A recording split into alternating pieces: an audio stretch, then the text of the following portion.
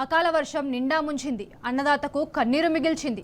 ఆరుగాలం కష్టించి పండించిన ధాన్యం వరదలో కొట్టుకుపోవడంతో రైతులు గుండెలు పగిలేలా రోదిస్తున్నారు.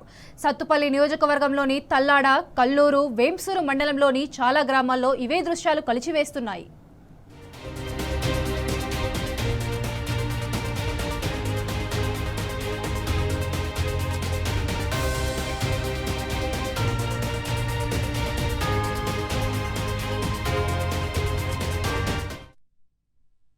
నేను కాంట్రాక్ట్కి 20 ఎకరాలు ఇస్తాను. నాకు చెంటు లేదు. పద్దాక 24 గంటల ముఠా పని చేసుకునేవాడిని.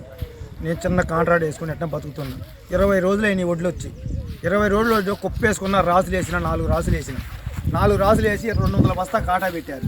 25% ఉందని వద్దని కాటా ఆపిచ్చారు. మొత్తం రాసులు పగలు తీయమన్నారు. రాసులు మొత్తం పగలు తీసిన 3 జేసీబీ డోజర్ చేసుకొచ్చి మొత్తాన్ని పగలు తీసిన. మళ్ళీ సాయంత్రం 3 కానించి మళ్ళీ వచ్చి చూసి వేసుకోమన్న సరికి డోజర్ పెట్టి చేసిన 20 మంది కూలోళ్ళు వచ్చారు. కూలోళ్ళు వచ్చి పట్టబోయాక వాన వచ్చింది.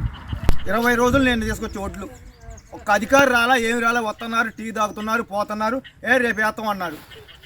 ఒక్క రాజకీయ నాయకులు రాలే, వస్తున్నారు, టీ తాగుతున్నారు, మీ తడితే విత్తుతో సహా కొంటామన్నారు. నా ఓట్లు కాలంలో చెరువులోకి పోయింది.